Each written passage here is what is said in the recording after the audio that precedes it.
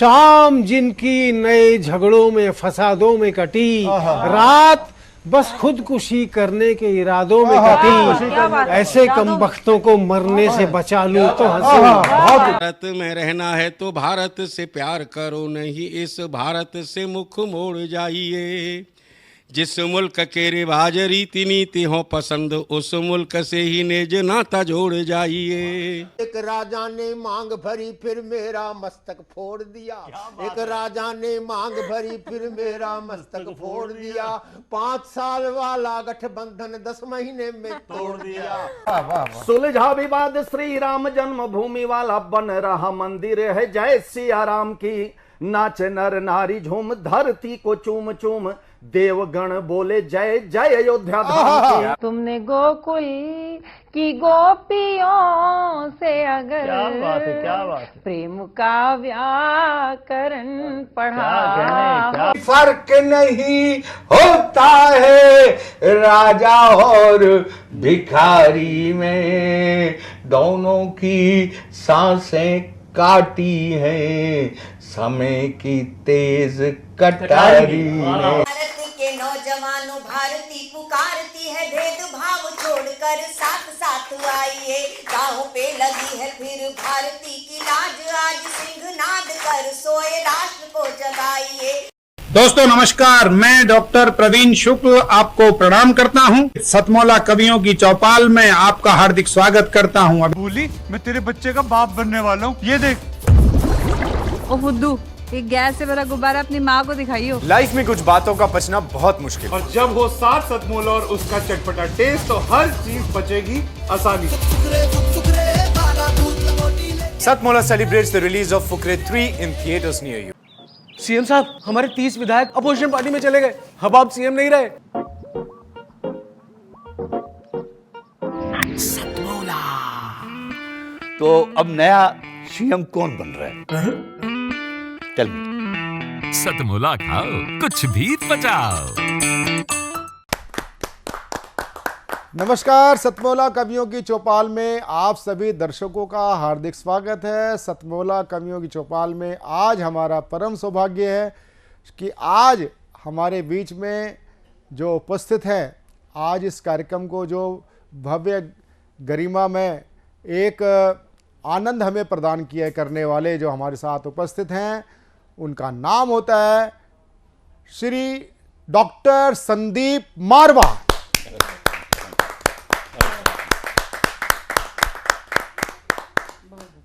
Doctor Sandeep मारवा AAFT के आप chancellor हैं, और ये जो एकेडमी है, इस एकेडमी से बहुत ही हजारों की तादाद में जो इसके स्टूडेंट्स हैं वो यहाँ से निकल करके अपने परचम को फहरा रहे हैं। आप जो वर्तमान में जो नोएडा है, आज नोएडा जो आज अंतर्राष्ट्रीय फलक पर उपस्थित है, उसका जो कारण है और उसके जो एक पुरोधा है वो डॉक्टर संदीप मारवा ही हैं। डॉक्टर संदीप मारवा जो अपने जो संदीप मारवा जी मारवा स्टूडियो के आप चेयरपर्सन हैं, और आपने लगभग 3700 फिल्मों का निर्माण किया है, जिसमें से 1000 से अधिक तो स्थापित फिल्म कलाकार बन चुके हैं, सिल्वर स्क्रीन के कलाकार बन चुके हैं। साथ ही जो सबसे बड़ी बात है, आप स्वयं लिट फेस्ट करते हैं और फिल्म फेस्टिवल आयोजन करते हैं, और आपके फिल्म फेस्टिवल की ख्याति अंतर्राष्ट्रीय स्तर पर होती है और उसकी ख्याति निरंतर बढ़ रही है। और आज जो आप हमारे बीच में उपस्थित हैं, आप एक साहित्य के संवर्धन करने वाले नायक हैं। उस नाते आपको हमने अपने सतमौला कवियों की चौपाल में बुलाया, क्योंकि एक फिल्म से जुड़ा हुआ व्यक्ति जो खुद अपने आप में एक यूनिवर्सिटी हो, वह साहित्य के प्रति कितना अनुरागी हो सकता है। इसलिए ये हमारा परम सौभाग्य है कि आज हमारे बीच में डॉक्टर संदीप मारवा जी उपस्थित है। एक बार पुनः उनका हम स्वागत करते हैं। हमारे बीच में उपस्थित हैं देश की सुप्रसिद्ध लब्ध प्रतिष्ठित उर्दू शायरा कवित्री अना दहलवी जी हमारे बीच में उपस्थित हैं। देश ही नहीं, अंतर्राष्ट्रीय स्तर पर ख्याति प्राप्त बहुत ही जो हास्य व्यंग्य के कवि हैं और प्रज्ञान पुरुष कहा जाता है, यानी कि आपने विज्ञान के ऊपर जितनी हास्य व्यंग्य की चुटीली रचनाएं दी हैं वो शायद किसी ने नहीं दी, और आप विज्ञान कवि सम्मेलन में भी आप पाए जाते हैं, छाए जाते हैं। जोरदार तालियों के साथ पंडित सुरेश नीरव।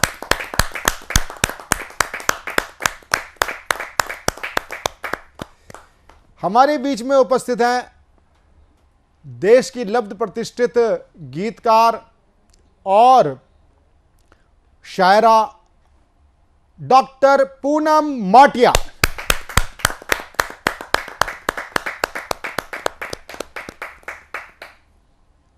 अब मैं सीधे सीधे हम प्रारंभ करेंगे संदीप मारवा जी से। संदीप मारवा जी आज पहली बार आए हमारे इस साधना टीवी के परिसर में, सतमोला कवियों की चौपाल में। मैं बात कर रहा था संदीप जी की। संदीप जी हर क्षेत्र में जो भी क्षेत्र पकड़ा वो पुरोधा शब्द एक होता है कि उसको उस ढंग से अर्जुन की आंख की तरह उस पर केंद्रित होकर के कार्य किया। आज स्थिति यह है कि आज जो नोएडा है आज अंतर्राष्ट्रीय फलक पर छाया हुआ है।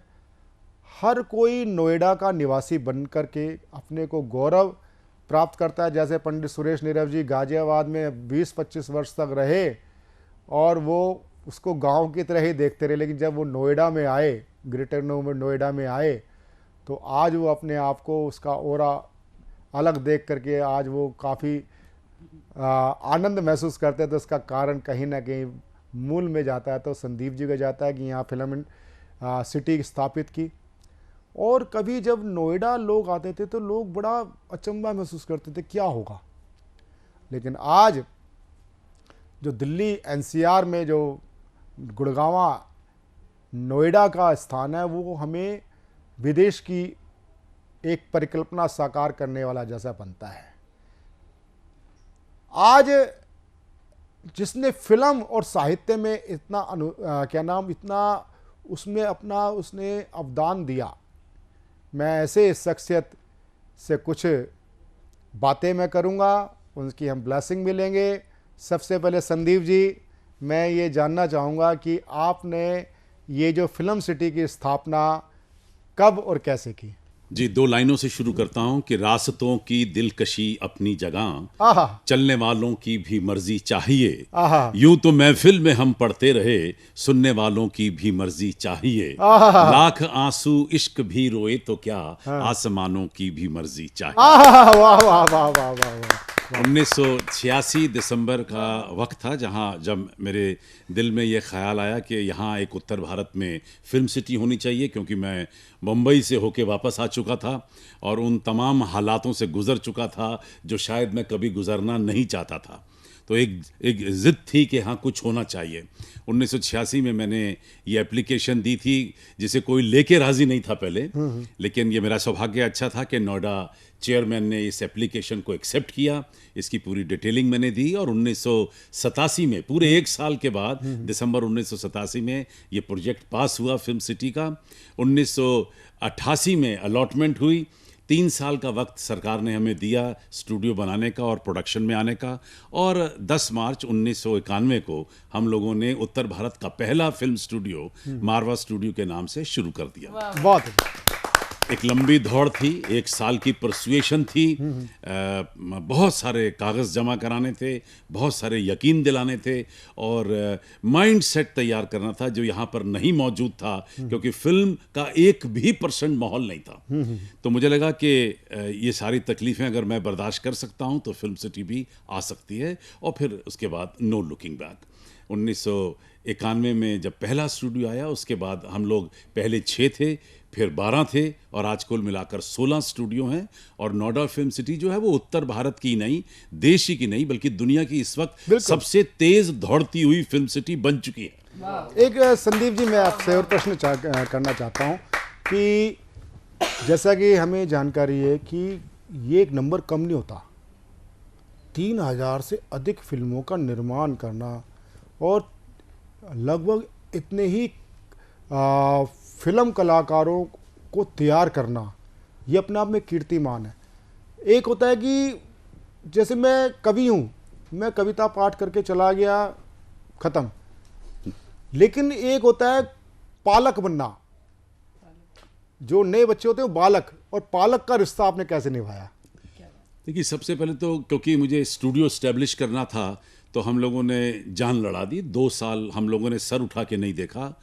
और मैं कट शॉर्ट करूं तो आज 30 सालों में हम लोग ने मारवा स्टूडियो से तकरीबन 4,500 टेलीविज़न प्रोग्राम, 50 से भी ज़्यादा चैनल के लिए, करीब 125 फीचर फिल्मों के साथ हम लोग जुड़े, 5,000 ट्रेनिंग फिल्मों का निर्माण हुआ और 3,300 शॉर्ट फिल्में बनाकर हमने अंतर्राष्ट्रीय रिकॉर्ड कायम किया।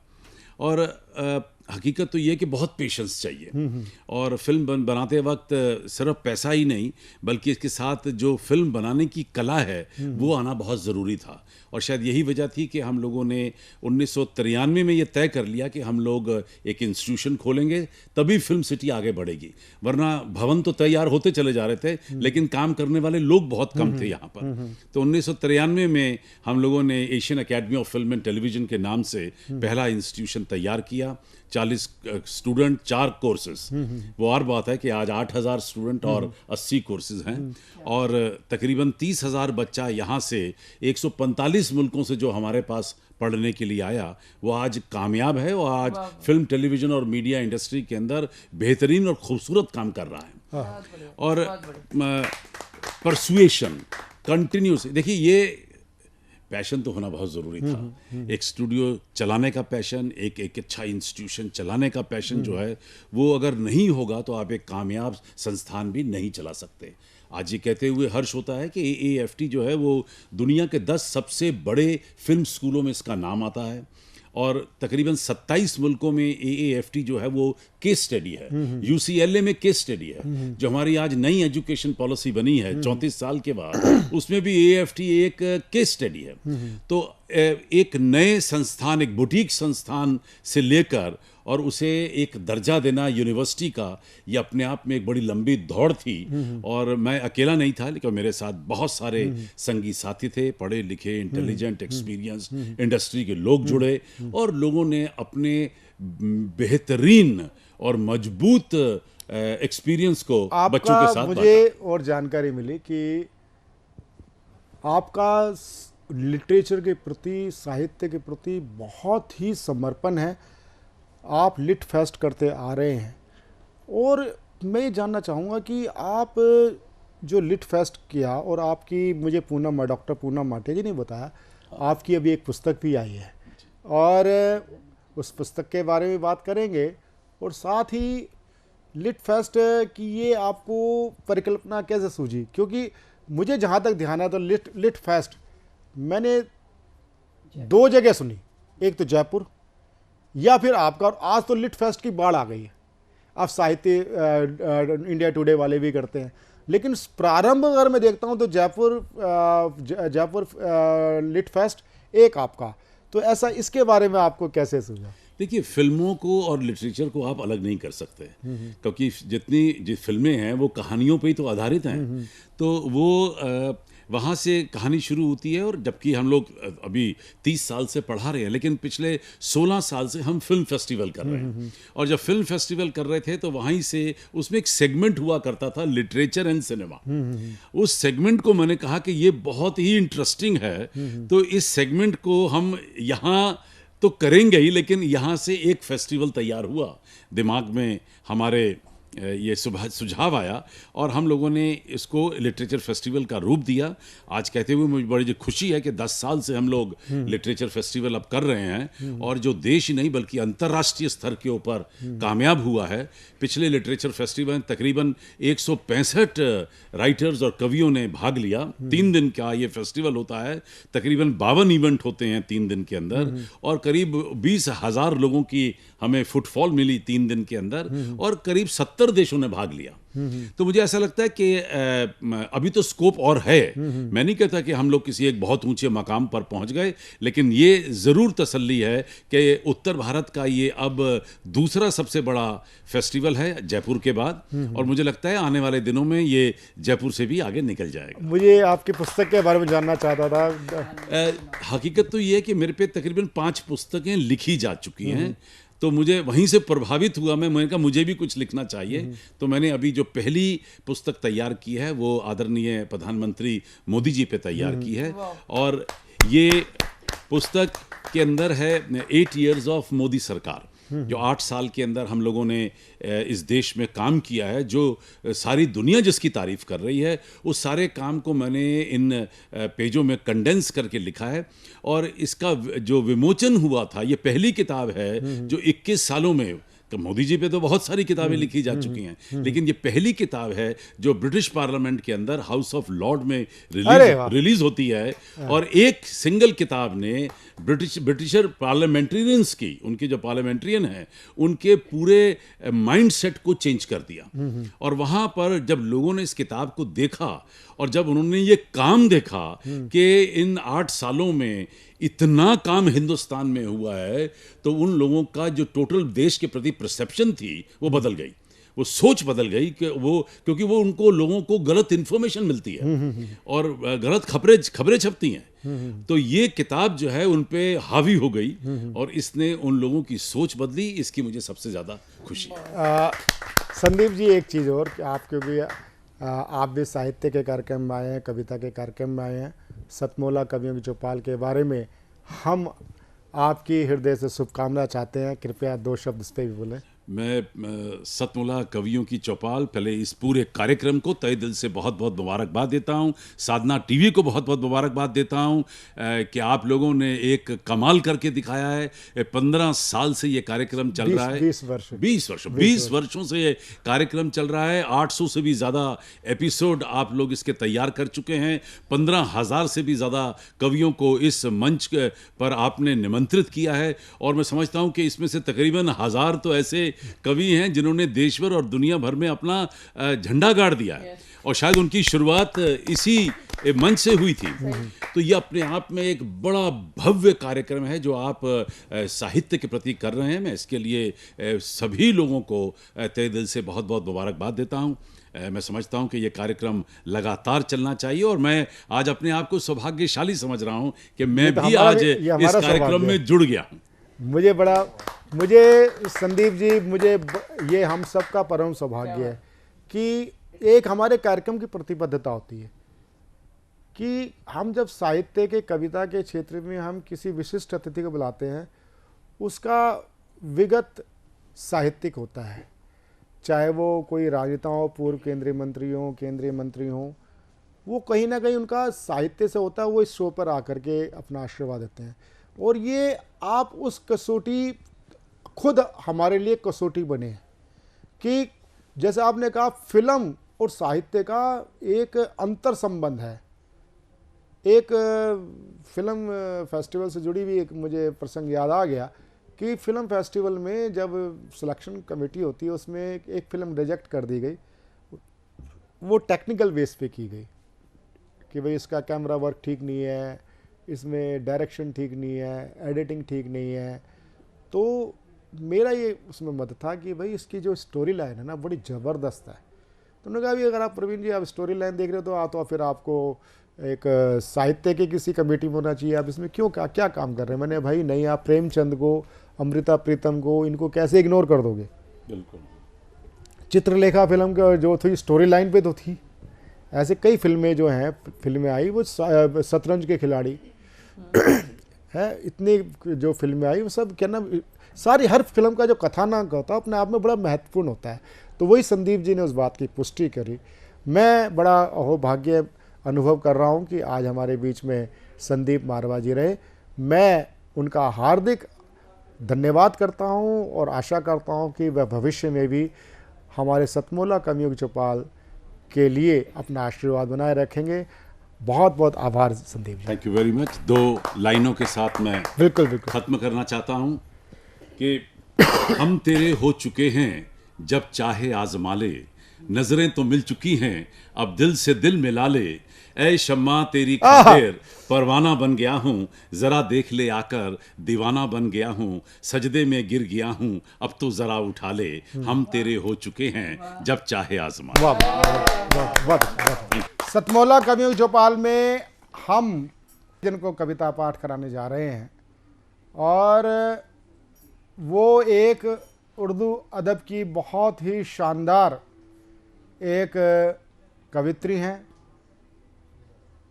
अगर मैं कहूँ विश्वविख्यात हैं। और सबसे बड़ी बात है कि कवि और साहित्यकार होना बड़ी बात नहीं है, उसका मर्म और धर्म समझना बहुत बड़ी बात होती है व्यवहार में। उसको सिद्ध कर रही है हमारे बीच में उपस्थित उर्दू की शायरा अना दहलवी, जिनको मैं बड़े स्नेह से प्रेम से अना दीदी बोलता हूँ। और अना दीदी के लिए बहुत बार भी मैं अपने टीवी शो पे बोल चुका हूँ। उनके लिए जिस मिजाज की वो शायरा है, दो पंक्ति कहना चाहूँगा। कहूँ क्या किस तरह से जिंदगी को जी लिया मैंने, कहूँ क्या किस तरह से जिंदगी को जी लिया मैंने। चुभन सुई घुटन धागा लबों को सी लिया मैंने, लबों को सी लिया। एक बार फिर आप सबको प्रणाम करती हूँ, नमन करती हूँ, और साधना चैनल की और ख़ास तौर पे सतमौला की चौपाल की ख़ास तौर पे शुक्रगुजार हूँ कि इस प्रोग्राम में मुझे हर बार मोहब्बतों से याद रखते हैं प्रवीण भैया और साधना चैनल वाले और सतमौला चौपाल वाले। मैं उनकी बहुत आभारी हूँ। और आज मैं सीधे सीधे अलीगढ़ से चली आ रही हूँ। जो मैं सबकी मोहब्बतें चाहती हूँ, मंच से भी सबका साथ चाहती हूँ, सभी मेरे सुनने वालों तक। ये जो मेरे सभी साथी हैं, पढ़ती हूँ, सुनिएगा। 4 पंक्तियाँ बिल्कुल ताज़ा हैं, अगर अच्छी लग जाए, आप सबका मन मिले, सुनिएगा। नीरव जी आपका वही मन चाहती हूँ, सुनिएगा।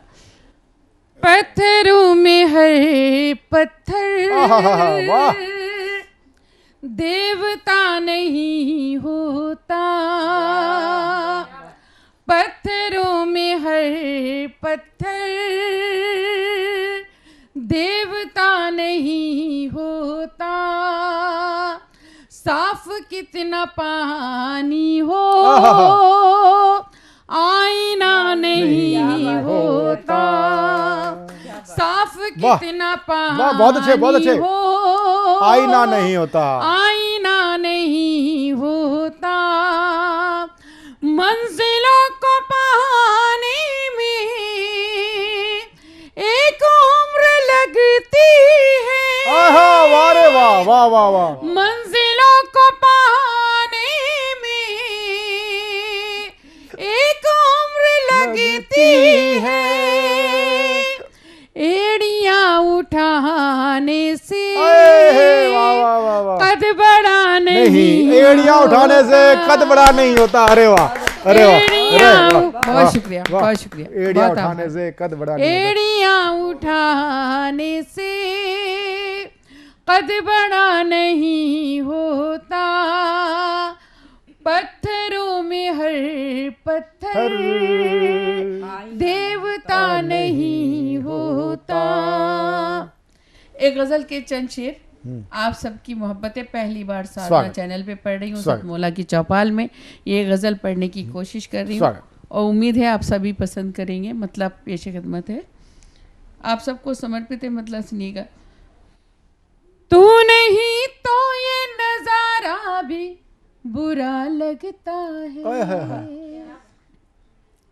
तू नहीं तो ये नजारा भी बुरा लगता है, तू नहीं तो ये नजारा भी बुरा लगता है, तू नहीं तो ये नजारा भी बुरा लगता है।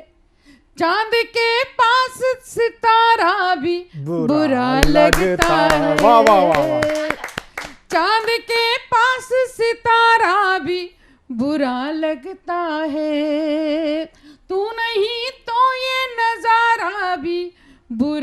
लगता है। और शेर सुनिएगा।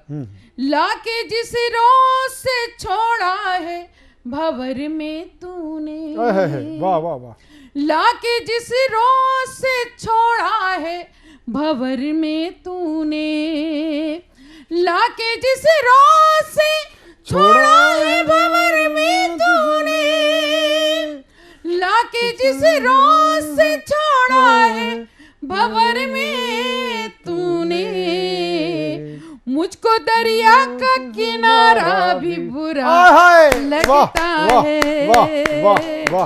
मुझको दरिया का किनारा भी बुरा लगता है, तू नहीं तो ये नजारा भी बुरा लगता है। और शेर सुने, जो लोग सुन रहे हैं वहां तक पहुंचाती हूँ।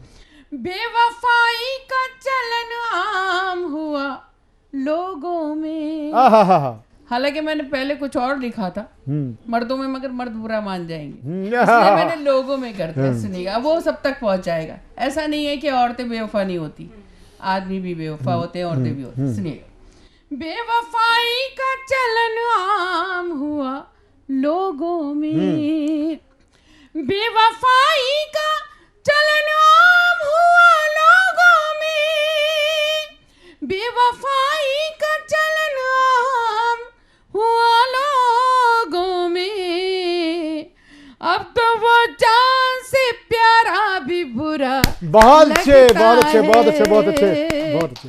अब तो वो जान से प्यारा भी बुरा लगता बहुत अच्छे, है। बहुत अच्छे, बहुत अच्छे। और आखिरी शेर, फिर आपसे इजाजत। स्वागत। मैं पूरी गजल नहीं पढ़ूंगी। हाँ नहीं, स्वागत स्वागत। और ये शेर किसी को समर्पित भी कर सकती थी अगर कोई होता, मगर मैं कोई बात नहीं, वहां तक पहुंचाना चाहती हूँ। सर आपके लायक अगर होता जरूर मैं कर देती आपको।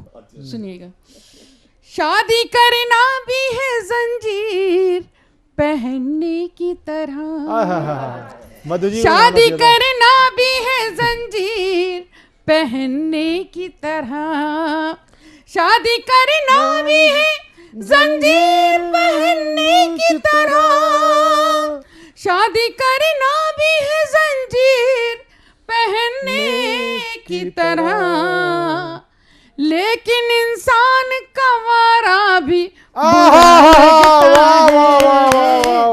लेकिन इंसान का वारा भी बुरा लगता है। बहुत बहुत शुक्रिया, बहुत अच्छे, बहुत अच्छे, आज की सभा में मुझे बुलाया, मैं आपकी बहुत शुक्रगुजार हूँ। सतमोला कवियों की चौपाल में अब मैं जिनको प्रस्तुत करने जा रहा हूँ वे हैं देश के लब्ध प्रतिष्ठित प्रज्ञान पुरुष पंडित सुरेश नीरव जी। पंडित सुरेश नीरव जी संस्कृति समन्वय समिति के नाम से पटल भी चलाते हैं और देश के लब्ध प्रतिष्ठित कवियों के साथ नव रचनाकारों को भी प्लेटफॉर्म देते हैं और सतमोला कवियों की चौपाल समविचारित संस्थाओं के साथ परस्पर एक सूझबूझ का हम नाता समझौता रखते हैं। हम चाहते हैं कि जिस प्रकार से पंडित जी कार्य कर रहे हैं वो आगे बढ़ता रहे और पंडित जी की एक जो विशेषता है वो विशेषता है कि हास्य को गेयता की दृष्टि से प्रस्तुत करते हैं। हास्य और गेयता का सम्मिश्रण करके जो वो खोमचा जमाते हैं वो अपने आप में भी अद्वितीय है। और पंडित जी श्रृंगार, और वो भी जब अना दहलवी साथ बैठी हो तो श्रृंगार इनके मुंह से निकलना शुरू हो जाता है। वैसे तो मूलतः वो हास्य के कवि हैं। तो मैं पंडित जी के लिए दो पंक्तियां निवेदित करना चाहूँगा। वो पंक्तियां डॉक्टर कुंवर बेचैन, श्रद्धेय मेरे काव्य गुरु डॉक्टर कुंवर बेचैन जी की हैं और उसी मूड में वो आज पढ़ना चाहते हैं। वो डॉक्टर कुंवर बेचैन जी कहते हैं, नदी बोली समंदर से मैं तेरे पास आई हूँ, मुझे भी कहा मेरे शायर मैं तेरी ही रुबाई हूँ, मैं तेरी ही रुबाई हूँ। पढ़ाई। नमस्कार, मैं सुरेश नीरव आज सतमोला कवियों की चौपाल में अपनी कुछ हास्य व्यंग की कविताएं लेकर आपके सामने आया हूं। जितने भी लोग मुझे सुन रहे हैं उन सबका स्नेह, उनकी मोहब्बतें चाहता हूं। और देखिएगा, चूँकि मैं विज्ञान का विद्यार्थी रहा हूं तो मेरी शब्दावली कुछ वैज्ञानिक सी होती है। देखिएगा, तुम्हारे नेट पे आते हैं सिग्नल प्यार के तेरे, हमारे नेट पे आते हैं सिग्नल प्यार के तेरे, कि हैकिंग ने किए सिम कार्ड सब बेकार से तेरे। बहुत अच्छे, बहुत हमारे नेट पे आते हैं सिग्नल प्यार के तेरे, हमारे नेट पर आते हैं सिग्नल प्यार के तेरे, कि हैकिंग ने किए सिम कार्ड सब बेकार से तेरे। हुए हैं वायरल मैसेज जो चैटिंग में लिखे तुमने, हुए हैं वायरल मैसेज जो चैटिंग में लिखे तुमने, हर एक चैनल पर चर्चे हैं हंसी इकरार के तेरे, हर एक चैनल पर चर्चे हैं हंसी इकरार के तेरे, हमारे नेट पर आते हैं सिग्नल प्यार के तेरे। बहुत। दूसरा देखिएगा, तुम्हारी सेल्फी को देख के दीवाने पिटते हैं, तुम्हारी सेल्फी को देख के दीवाने पिटते हैं, जो आए इश्क पे खतरा तो मजनू फेक दिखते हैं, जो आए इश्क पे खतरा तो मजनू फेक दिखते हैं। कभी यूनान के नखरे कभी हर्बल अदाएं हैं, कभी यूनान के नखरे कभी हर्बल अदाएं हैं, कि आयुर्वेद के तंदूर में बर्गर भी सिकते हैं, कि आयुर्वेद के तंदूर में बर्गर भी सिकते हैं। तो ये मैंने 2 कथा पढ़े थे। और अब आप देखिएगा, एक रचना पढ़ता हूँ मैं। किसी के हुस्न का जादू जगाने का इरादा है, किसी के हुस्न का जादू जगाने का इरादा है, कि सब कुछ दांव पर अब तो लगाने का इरादा है। किसी के हुस्न का जादू, किसी के हुस्न का जादू जगाने का इरादा है, कि सब कुछ दांव पर अब तो लगाने का इरादा है मिस्री सी जुबां तेरी, है मिस्री सी जुबां तेरी, शहद टपके है बातों से, है मिस्री सी जुबां तेरी, शहद टपके है बातों से, तुम आफत हो बड़ी कितनी बताने का इरादा है मिस्री सी जुबां तेरी, है मिस्री सी जुबां तेरी, शहद टपके है बातों से, तुम आफत हो बड़ी कितनी बताने का इरादा है। किसी के हुस्न का जादू जगाने का इरादा है, कि सब कुछ दांव पर अब तो लगाने का इरादा है। सहम कर शाम को तन्हा, सहम कर शाम को तन्हा मिलोगी जब बगीचे में, सहम कर शाम को तन्हा मिलोगे जब बगीचे में, तुझे नाजुक शरारत से सताने का सहम कर शाम को तन्हा, सहम कर शाम को तन्हा मिलोगे जब बगीचे में, तुझे नाजुक शरारत से सताने का इरादा है। कभी फूलों की घाटी से, कभी फूलों की घाटी से, कभी पर्वत की चोटी से, तुझे दे दे के आवाजें थकाने का इरादा है, तुझे दे दे के आवाजें थकाने का इरादा है। और बात देखिएगा क्या कहता हूँ मैं। मोहब्बत की शमा दिल में हुई रोशन सदियों से, मोहब्बत की शमा दिल में हुई रोशन सदियों से, तेरे जलवों की तीली से जलाने का इरादा। बहुत अच्छे, बहुत अच्छे, बहुत अच्छे, बहुत अच्छे, बहुत अच्छे। शमा दिल में, मोहब्बत की शमा दिल में हुई रोशन सदियों से, तेरे जलवों की तीली से जलाने का का बहुत इरादा अच्छे, है। बहुत अच्छे, बहुत अच्छे। ठिठुर कर शाम ने ओढ़ा है देखो शॉल कोहरे का, ठिठुर कर शाम ने ओढ़ा है देखो शॉल कोहरे का, तुझे जलते अलावों पर बुलाने का इरादा है। बहुत अच्छे, बहुत तुझे अच्छे, जलते बहुत अच्छे, बहुत अच्छे, अलावों बहुत पर अच्छे, बुलाने का इरादा है।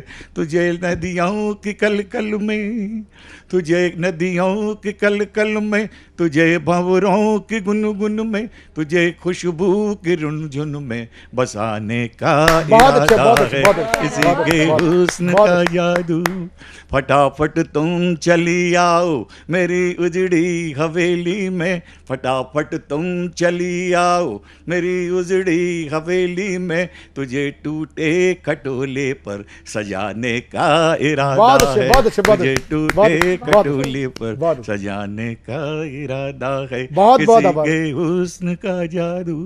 बहुत अच्छे, बहुत अच्छे, बहुत अच्छे। और अब मैं तो अब ऐसे में जब देश की बात करते, चुनावों के परिणाम आ चुके हैं और अभी भी मैं देख रहा हूँ टीवी चैनल्स पे मुर्गे मुर्गियाँ लड़ रहे हैं, कोई बधाई किसी को दे रहा है, कोई बधाई छीन रहा है। ऐसे में सबरस मुसरानी याद आते हैं कि हाई कमान ने, राजेंद्र राजा जी की पंक्तियां याद आ रही हैं सबरस मुसरानी के लिए। हाई कमान ने भैया जी को पार्टी से निकाल दिया, यानी कि हीरे को कांच समझ नाली में डाल दिया। मेरी धर्म पत्नी बड़े दुखी स्वर में बोली, देखो जी पहले नेताजी कोठी बंगला कार से देश चलाते थे और आज पान की दुकान लगा रहे हैं। मैंने कहा रे बेवकूफ, ये पहले भी चूना लगाते थे और आज भी चूना लगा रहे हैं। आइए सबरस मुसरानी जी। मैंने पत्नी से एक दिन कहा, देवी मेरा ही संगीत है और मैं ही गीत गा रहा हूं, मेरा ही संगीत है और मैं ही गीत गा रहा हूं, तू मेरी फिल्म में हीरोइन बनेगी, मैं एक फिल्म बनाने जा रहा हूं। तू मेरी फिल्म में हीरोइन बनेगी, मैं एक फिल्म बनाने जा रहा हूं। पत्नी बोली, हाँ हाँ बनूंगी बनूंगी, मेरे पास आओ और तुम्हारी फिल्म में क्या काम करना है जल्दी से बताओ, तुम्हारी फिल्म में क्या काम करना है जल्दी से बताओ। मैंने कहा कोई खास काम नहीं, तू अपनी अदाओं पे अड़ी रहना, कोई खास काम नहीं, तू अपनी अदाओं पे अड़ी रहना। जंगल में जो नदी है ना, तू उस नदी के पानी में 1 घंटे तक खड़ी रहना, उस पानी में 1 घंटे तक खड़ी रहना और हीरो तेरी अदाओं पे मरता रहेगा, हीरो तेरी अदाओं पे मरता रहेगा।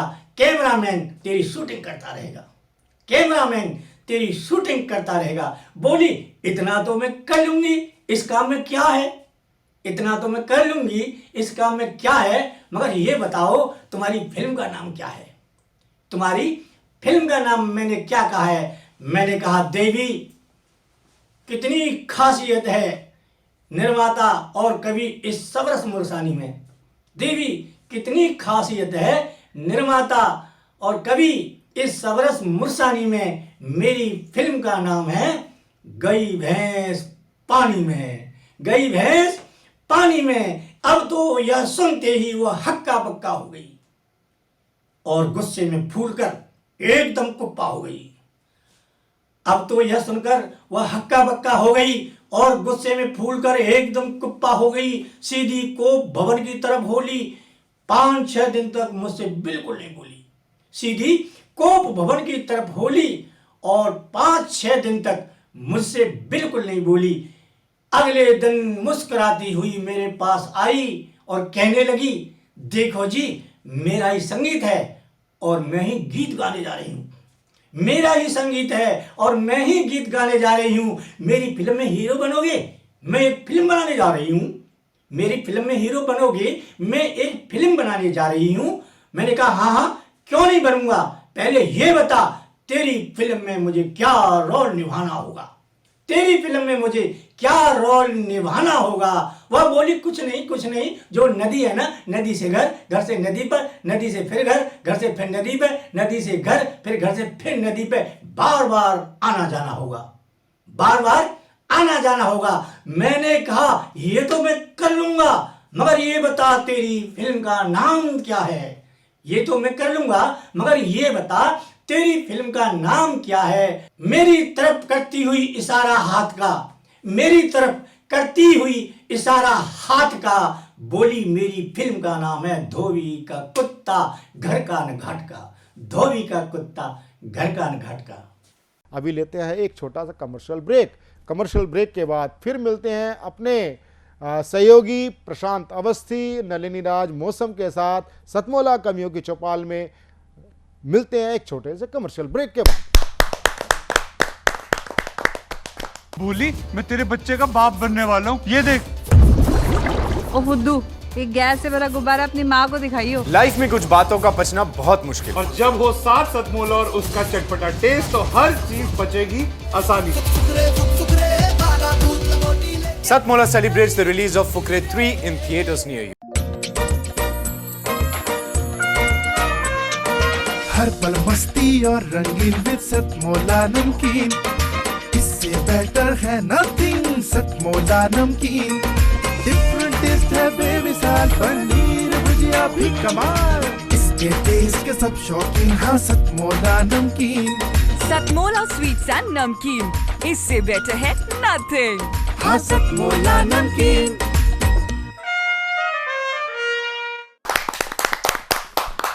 आइए शुरुआत करते हैं अंतराल के बाद में हम फिर एक नई ऊर्जा और नए उत्साह के साथ में सुनते हैं ऐसे अनुभवशील कवियों को कि जिन्होंने आज के कुछ समय पहले अपनी कलम को एक नई दिशा देना शुरू किया। आगे के क्रम में हम जब चले तो छतरपुर, दिल्ली छतरपुर से हमारे बीच में मीना कौशल जी अपनी शब्दों की कारीगरी का कौशल्य लेकर के हम सबके बीच में आ चुकी हैं। आइए स्वागत करते हैं हम उनका एक जोरदार तालियों से। नमस्कार दर्शकों, मेरी एक कविता है, इसका टाइटल है, निशीर्षक है चमचे की आत्मकथा। तो ये थोड़ी सी सटायर है, थोड़ी सी व्यंग्यात्मक है, प्रतीकात्मक है, तो आप थोड़ा ध्यान समझिए। हम में से सभी लोग या तो सरकारी में या प्राइवेट सेक्टर में काम करते हैं जी। तो हर जगह हमने यहाँ चमचा, वाकई में चमचा है इन द सेंस जो चापलूस होते हैं, बॉस की yes boss yes boss yes boss करने वाले होते हैं, उनके ऊपर ये कविता है। तो आप ध्यान से सुनिए, क्योंकि इसमें जो भी पात्र आएंगे वो प्रतीकात्मक हैं और से इस हिसाब से सुनना जी। तो एक रसोई में रहते थे बहुत से बर्तन, जहाँ समझना है तो मैं आपको बताऊंगी। एक रसोई में रहते थे बहुत से बर्तन, यूं तो रहते प्रेम से पर हो जाती अक्सर अनबन। कटोरी थाली चम्मच और गिलास, कटोरी थाली चम्मच और गिलास सब थे कामयाब, पर चमचा था बेहद खास। क्या बात है। चमचा बोला, कोई हमें चमचा कहे या चाटुकार, माना है पक्के कामचोर, फिर भी रहता है रौबदार। और लोग पतीले से कहते, यहाँ पतीला बॉस है, लोग पतीले से कहते, अरे यार ये शोर कैसा है, घर में बच्चे लड़ते हो बिल्कुल वैसा है। सब करते थे एक ही शिकायत कि चमचे में ऐसा क्या खास है, वाह, जो हमारे पतीले के दिल के इतने पास है। और चमचे का था काम यही, चमचे का था काम यही कि पहले पतीले को गैस पे चढ़ाया जाए, उसकी शान में दिन रात कसीदे गाए जाए। पतीला बोला सकुचा कर जी, पतीला बॉस बोला सकुचा कर, थोड़ा कंधे उचका कर, युगों युगों से पतीले का चमचे से मेल है। मीठा पके या तीखा, मीठा पके या तीखा, चमचा पतीले के गैल है। सब बर्तन पतीले के अधीन, पर पतीला रहता चमचे संगलीन। सबने पतीले को समझाया, ये चमचा किसी का नहीं भाया। करता रहा सबकी बातों को अनसुना, पतीले की समझ में तब तक कुछ ना आया। चमचे के दिन मजे में कट रहे थे, लेकिन बाकी बेचारे बर्तन खटक अंदर ही अंदर घुट रहे थे। अरे धीरे धीरे चम्मचें भी देने लगी चमचे का साथ। चम्मचे जो चमचे की भी चमचे हैं, मतलब मेंढक के साथ मिचकड़िया। हाँ बिल्कुल सही, बिल्कुल सही। उन्हें क्या मालूम था कि होने वाली है महाभारत की नई शुरुआत। वाह। गृह लक्ष्मी रोज रोज की चिल्लपों से परेशान थी। यहाँ गृह लक्ष्मी है द अल्टीमेट बॉस। गृह लक्ष्मी रोज की चिल्लपों से तंग थी, क्योंकि बाकी बर्तनों की चम्मचियों से जंग थी। कुछ सोच, कुछ समझ और करके कुछ विचार, उसने अगले ही पल पतीले को किया रसोई से बाहर। अब बॉस तो चला गया। दुखी कथन से सबने पतीले को विदाई दी। गृह लक्ष्मी ने भी शाम को ही नई पतीली मंगा ली। सबने सोचा चमचे का ऊंट अब पहाड़ के नीचे आएगा। नहीं जानते थे कि वो पहले से भी ज्यादा चौड़ा हो जाएगा। किसी ने पूछा, क्यों भाई चमचा, पतीला गया और तुम्हारी आंखों में कोई नमी नहीं? मुस्कुराकर चमचा बोला, इस दुनिया में पतीलों की भी कमी नहीं। बहुत सुंदर। पतीला गया तो क्या, नई पतीली तो आई है, और संसार में अपनी तारीफ किसे नहीं भाई है। वाह। उसकी भी हाँ में हाँ मिलाऊंगा, उसे भी चने के झाड़ पे चढ़ाऊंगा। यूं ही मौज में काटूंगा जीवन और चैन की बंसी बजाऊंगा। वाह, बहुत सुंदर। भाई ये चमचे चम्मच का खेल तो अलग था, लेकिन सही बात जो कही वो ये कही है कि चम्मच और चमचों का दौर तब आता है जब कहीं ना कहीं कोई पतीला अपना शोषण करवाता है। ये भी ध्यान रखिएगा। तो बड़े सांकेतिक भाषा में कहीं ना कहीं एक गृह लक्ष्मी के रूप में जब उन्होंने किचन में बर्तनों के साथ में और जो चमचों के संवाद को सुना तो वो आपके सामने प्रस्तुत किया। तो मैं कहूँ कि किचन के अंदर उन्होंने सागर को समाहित करने का प्रयास किया। और आइए जुड़ते हैं हरियाणा की निशा में। एक जोरदार तालियों से आमंत्रित करते हैं अगली कवित्री के रूप। स्वागत है। मैं आपके सामने कविता प्रस्तुत करना चाहती हूँ जिसका नाम है चिंगारियों की आग। जी। वैसे तो ये कविता बहुत ज़्यादा सैड है, लेकिन फिर भी इसके अंदर आपको कुछ ऐसा मिलेगा जो कि कुछ उम्मीद लेकर आता है। जी। कविता स्टार्ट होती है। जी। क्यों कश्मकश का जाल धीरे धीरे अपने आप ही बुनता है, क्यों बुझी हुई आग से यूं धुआं सा निकलता है, क्यों छोटी छोटी चिंगारियों से यादों का ढेर सा सुलगता है। यह कविता यादों के बारे में है। आगे प्रस्तुत है। जब भुला ही दिया है सब कुछ, फिर क्यों भूला हुआ वो कल मेरे ही आईने में बार बार दिखता है। क्यों कश्मकश का जाल धीरे धीरे अपने आप ही बुनता है, क्यों बुझी हुई आग से धुआं सा निकलता है, क्यों छोटी छोटी चिंगारियों से यादों का ढेर सा सुलगता है।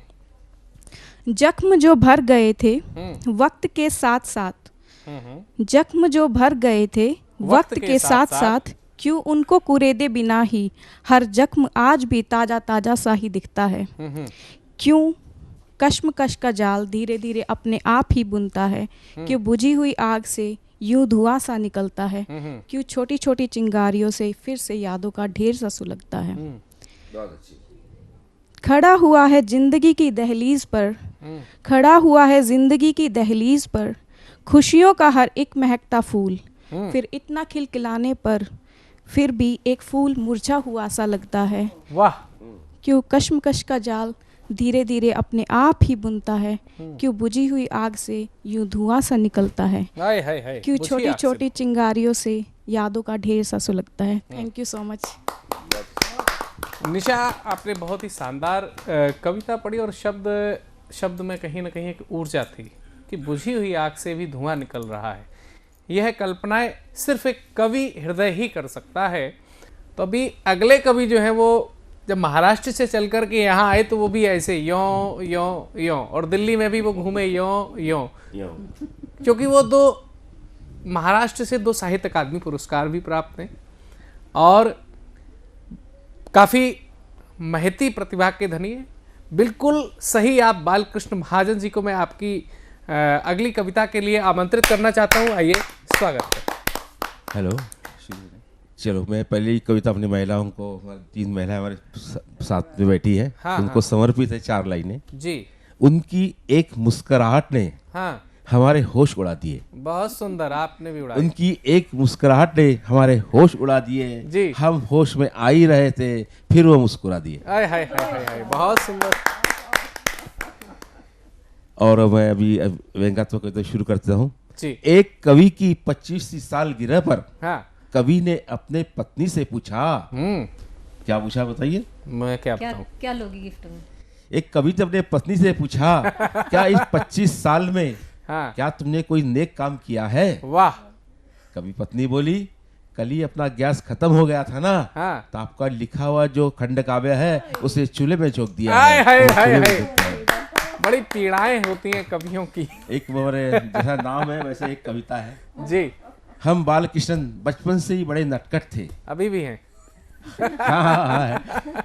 हमारी परेशानियों से माँ बाप तंग आ गए, जी। पिताजी ने हमें स्कूल में डाल दिया, वही हम बाजने आए। उसके बाद कुछ समय ऐसे ही बीतता गया, चलो पिताजी का इनकी शादी कर ले। हाँ। बस शादी हो गई, अब न डिले हो गए और बस जिंदगी में खटखट बची है। वाह। एक आधुनिक साले ने अपने जीजा से ललकारते हुए कहा, जी मान्यवर, क्या मैं साले का साला ही रह जाऊंगा या कभी जीजा बन पाऊंगा? इस पर तीसरे नंबर वाले जीजा ने कहा, आप किसी अन्य जीजा को पटाइए और मुझसे एक अपराध ना करवाइए, मुझसे एक अपराध ना करवाइए। पर्यावरण के दिन मंत्री जी को स्कूल में पौधा वृक्षारोपण करने के लिए बुलाया गया। मंत्री जी पहुंचे और वहां पे एक नियमावली बना दी गई, जो पौधे की सुरक्षा करने में आनाकानी करेगा उससे दंड वसूल किया जाएगा। मंत्री जी ने पौधा लगाया, कुछ दिन बाद उसका पोषण हो गया। अचानक एक दिन पौधा वहां से गायब हो गया।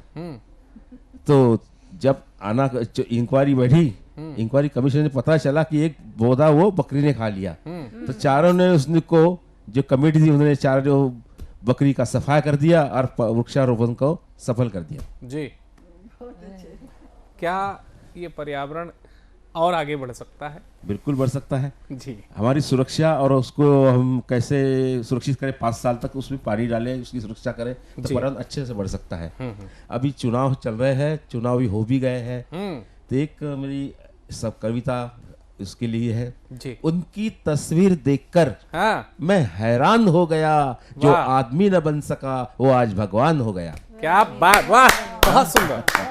काफी इनकी तस्वीर देखकर मैं हैरान हो गया, जो आदमी न बन सका वो आज भगवान हो गया।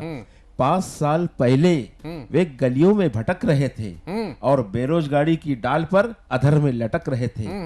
सत्ता का डोज पीकर वो बलवान हो गए और हम उल्लू के उल्लू रह गए और वो पहलवान हो गए। बहुत सुंदर, बहुत सुंदर, बहुत सुंदर। मुझे उनके प्रवेश द्वार पर दिखा है, उसका मतलब दूजा नहीं, इसका मतलब कुछ दूजा है।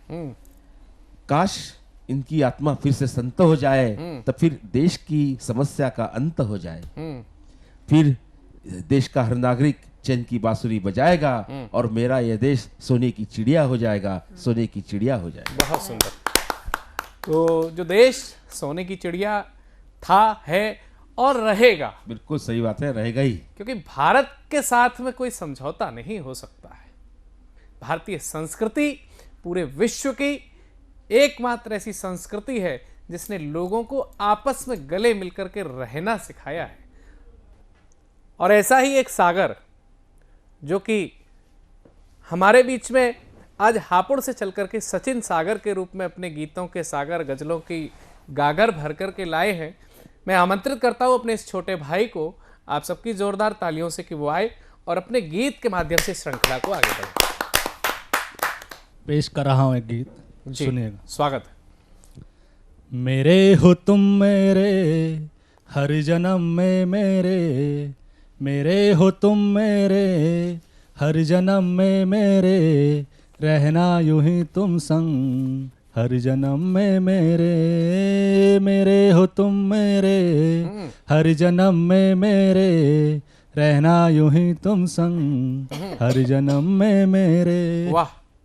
बन देखिए जी, स्वागत है। हर कदम पर तुमको मैं सनम पाऊं, तेरे बिना अब तो रह ना पाऊं, ख्याल भी तेरे ख्वाब भी तेरे, ख्याल भी तेरे ख्वाब भी तेरे, रहना यूं ही तुम संग हर जन्म में मेरे हो तुम मेरे हर जन्म में मेरे, रहना यूं ही तुम संग हर जन्म में मेरे। वाह। हो के जुदा ना हम, हो ना जुदा हम फिर, है ये दुआ रब से, मांगू तुझे ही मैं हर दुआ में रब से, तुम ही सुबह मेरी, तुम ही हो सब मेरे, तुम ही सुबह मेरी, तुम ही हो सब मेरे, रहना यूं ही तुम संग हर जन्म में मेरे, मेरे हो तुम मेरे, हर जन्म में मेरे, रहना यूं ही तुम संग हर जन्म में मेरे। अंतिम बंद देखे, स्वागत है। तेरे बिना अब तो जीना भी मुश्किल, तेरे बिना अब तो मरना भी मुश्किल, हर सांस पर मेरे बस नाम है तेरे, हर सांस पर मेरे बस नाम है तेरे, रहना यूं ही तुम संग हर जन्म में मेरे, मेरे हो तुम मेरे, हर जन्म में मेरे, रहना यूं ही तुम संग हर जन्म में मेरे। धन्यवाद भाई सचिन, बड़े मास्टर स्ट्रोक के साथ में तुम अपने दिल की बात कहीं ना कहीं अपने दिल की प्रेयसी तक पहुंचाने में सफल हो गए हो कि मेरे हो तुम मेरे और हर जन्म में रहना तुम मेरे। ये भारतीय संस्कृति भी है। देखिए, बात अलग, एक बच्चा बिगड़ रहा है हमारा, लेकिन भारतीय संस्कृति को निवारक बोले हर जन्म में यही चाहिए। तो इस बिगड़ेपन में भी कहीं ना कहीं एक संस्कार है। तो आइए एक ऐसी हमारी कवित्री जो कि दिल्ली से पधारी हुई हैं, आदरणीय निर्लेप होरा जी को आमंत्रित करता हूं आप सबकी जोरदार तालियों से। धन्यवाद। मेरे चंद सवाल कुदरत से। जी। एक दिन दिल में ख्याल आया कुदरत से कुछ पूछूं। पहले तो पहाड़ों से पूछा, जी, तुम्हें तो अडिग कहते हैं, तुम क्यों टुकड़े टुकड़े होकर लुढ़क रहे हो? उन्होंने मुझे कोई उत्तर नहीं दिया। जी। फिर मैंने समुद्र से पूछा, तुम्हें शांत और गंभीर कहते हैं, तुम क्यों इतने चंचल हो गए कि कोई जवाब उन्होंने भी मुझे नहीं दिया। जी। मैंने सोचा चलो नदियों से पूछती हूँ, क्यों अपनी सीमाएं तोड़ रही हो और तबाही मचा रही हो? नदियाँ भी चुप रहीं। अब बादलों से पूछा, अरे मीठी फुहार देने वाले गुस्से से क्यों फटफटते हो? कोई उत्तर नहीं मिला मुझे। अब मैंने सोचा आसमान की बिजली से पूछती हूँ, ए बादलों के संग गले मिलने वाली, क्यों नीचे आकर सब कुछ खाक कर देती हो? उसने तो मुझे गुस्से से देखा। अब मैंने आग से पूछा कि सर्दी में हमें ताप देने वाली, हमें तरह तरह के पकवान बना के देने वाली, ओ क्यों बावली हो गई, अपने प्यारे पेड़ों का सर्वनाश कर रही है? तू तो उन्हीं की तो जाई है। उसने भी चुप्पी लगा ली। अब बारी आई बहती हुई हवा से पूछने की, अरे तू तो जीवनदायिनी है, तू जहरीली क्यों हो गई? वो तो मुझे घूरने लगी, मैं तो डर गई। फिर मैंने आकाश को आवाज़ लगाई, ए आकाश, तेरी नीलिमा कहाँ गई? अब तो मटमैला सा दिखता है। उसने भी कोई उत्तर नहीं दिया। अब मैंने खेत की लहलाती हुई फसलों से पूछा, तुम में अब वो स्वाद नहीं है। उन्होंने भी मुझे कोई जवाब नहीं दिया। मैं प्रश्न पर प्रश्न पूछती रही, प्रश्न पर प्रश्न पूछती रही। मेरी नजरें फिर आसमान की ओर उठी। रात का जो समय था, पूछा, कहाँ गई तारों भरी रात? कहाँ गए तेरे टिमटिमाते हुए तारे? कहाँ वो दिए गए तेरे जो टिमटिमाया करते थे? उन्होंने भी मुझे कोई जवाब नहीं दिया। समाज में हो रही घटनाओं से पूछा, क्यों चारों ओर अशांति, मार काट, लोभ, लालच, हिंसा, दुराचार हो रहा है? यहाँ भी मुझे कोई सफलता नहीं मिली। जी। जब सबने मेरे प्रश्नों का उत्तर नहीं दिया, जब सबने मेरे प्रश्नों का उत्तर नहीं दिया, तो मेरी अंतर आत्मा बोली, उनसे क्या पूछती है नादान? ये तुम सब इंसानों के कर्मों का फल है। जी। ये तुम सब इंसानों के कर्मों का फल है। तुम सब ने इस प्रकृति पर इतना अत्याचार किया है, उसको बुरी तरह धो लिया है, उसे इतना पीड़ित किया है कि उसके सब्र का बांध टूट गया है। प्रकृति ने भी अपने नियम बदल डाले। अगर अभी भी तुम्हें सीख नहीं मिली, प्रकृति ने मुझे जवाब दिया, जी। अगर अभी भी तुम्हें सीख नहीं मिली तो मुझसे एक शेर सुनो। जी। मैंने कहा शेर सुनाओ। शेर कि इब्तिदा इश्क है रोता है क्या, आगे आगे देखिए होता है क्या, बहुत आगे सुंदर। आगे देखिए होता है क्या, आगे आगे देखिए होता है क्या। धन्यवाद। ये देखिए, ये होता है जब कोई हमसे बड़ा हमें आशीर्वाद देता है तो वही यही कहता है कि हमने जो पढ़ा है वह तो हमने पढ़ा है, अभी हमारे बच्चे आएंगे, हमारे देश के भविष्य आएंगे, तो देखिए आगे आगे होता है क्या। तो आइए ऐसे ही संस्कारों से युक्त एक और अपने भाई हेमंत जगदीश शर्मा के पास में चलते हैं, जो कि नोएडा से पधारे हुए हमारे बीच में। आइए जोरदार तालियों से स्वागत। धन्यवाद। नमस्कार सभी को मेरा। जैसा कि प्रसाद जी ने बताया कि मेरा नाम हेमंत जगदीश शर्मा है, मैं नोएडा से हूँ। तो सबसे पहले मैं खुद को कुछ लाइनों के द्वारा परिभाषित करना चाहूँगा कि उजड़े को जो बहार बना दे, उजड़े को जो बहार बना दे उसे बसंत कहते हैं। दूसरों के लिए जो खुद को मिटा दे उसे संत कहते हैं। और सभी परेशानियों का अंत कर, सभी परेशानियों का अंत कर जो पत्थर को भी पिघला दे उसे हेमंत कहते हैं। बहुत अच्छे। तो आपके सामने आज हेमंत जगदीश शर्मा नोएडा से आज की सतमोला कवियों की चौपाल में हाजिर हूँ। कुछ रचना लेकर मैं आपके सामने आया हूँ, उम्मीद है कि आपको पसंद आएंगी। स्वागत है जी। तो कुछ दिनों पहले अभी दिवाली की शाम थी, तो मैंने कुछ लाइनें लिखी उसके ऊपर कि कुछ दिनों पहले दिवाली की शाम थी, कुछ दिनों पहले दिवाली की शाम थी, शहर की हर आबो हवा उसके नाम थी, शहर की हर आबो हवा उसके नाम थी। हम जलते रहे दीपक की तरह, हम जलते रहे दीपक की तरह, मगर फिर भी उसकी बेवफाई सरेआम थी। बहुत सुंदर, बहुत सुंदर, बहुत बहुत धन्यवाद। तो मेरी रचना है एक और, यो न सोचा था।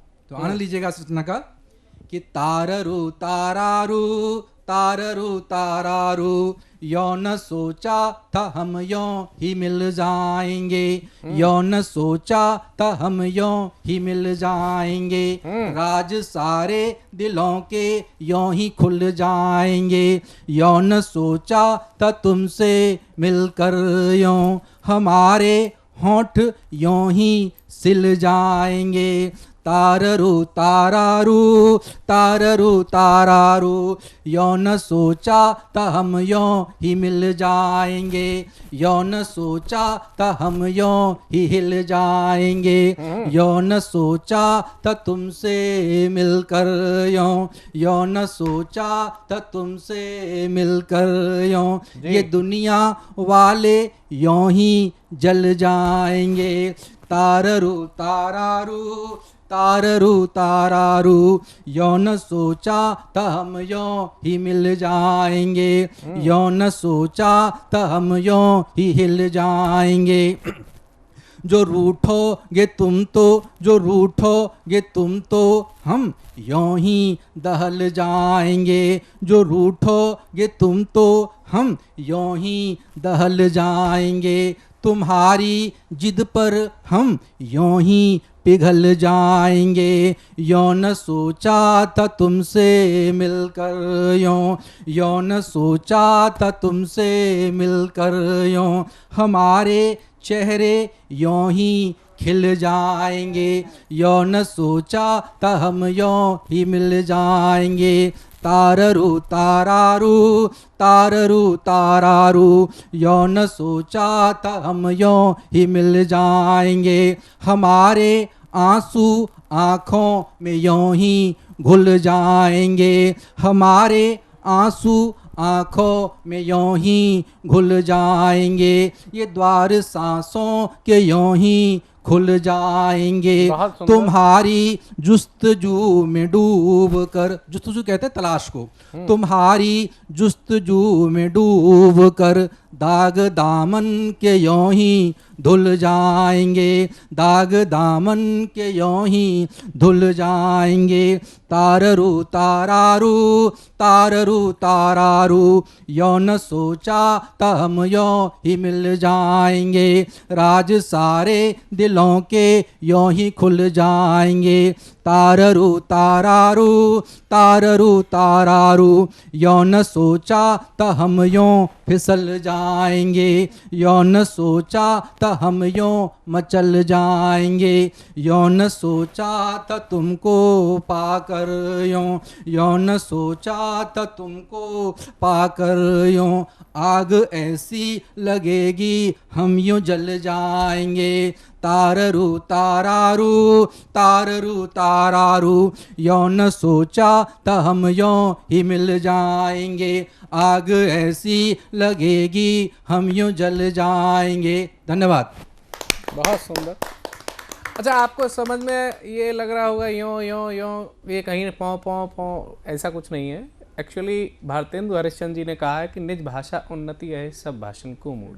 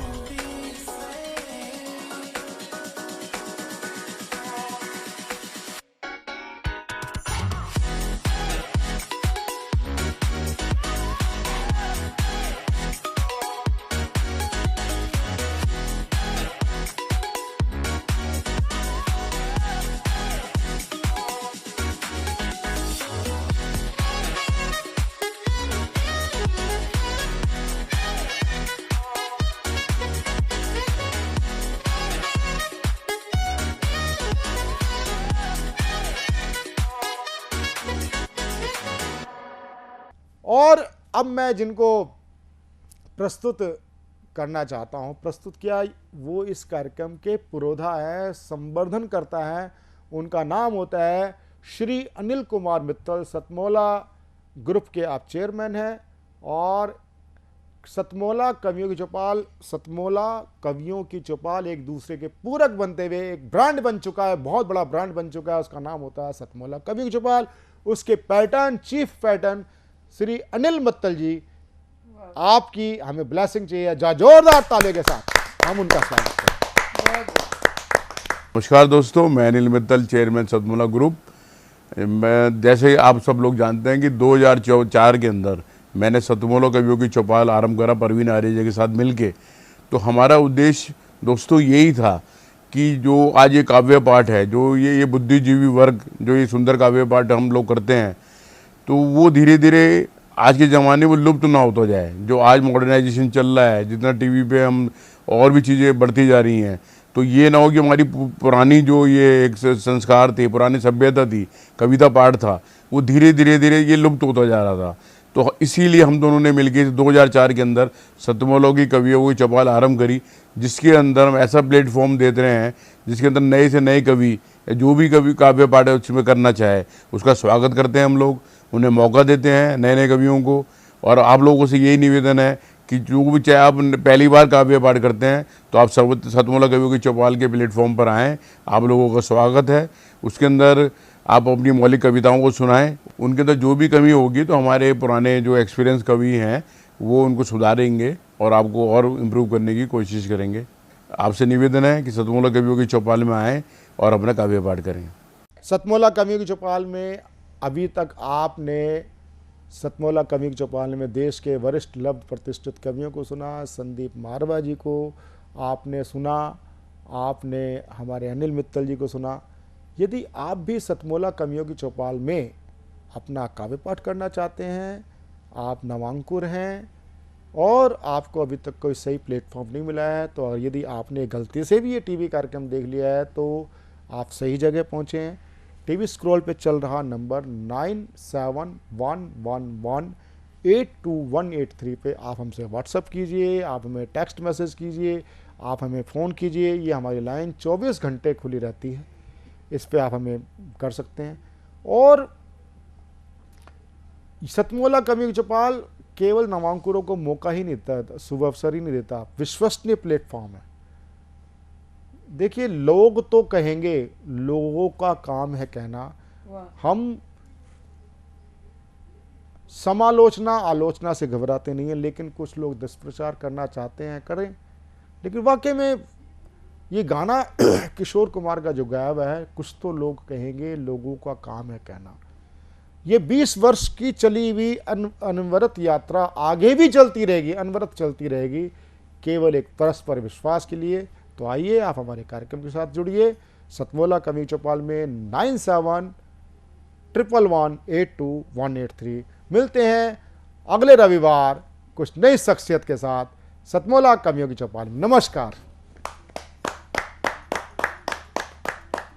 बोली, मैं तेरे बच्चे का बाप बनने वाला हूँ, ये देख। ओ फुद्दू, एक गैस से भरा गुब्बारा अपनी माँ को दिखाइयो। लाइफ में कुछ बातों का बचना बहुत मुश्किल, और जब हो साथ सतमोला और उसका चटपटा टेस्ट तो हर चीज बचेगी आसानी से। Satmola celebrates the release of Fukre 3 in theaters near you.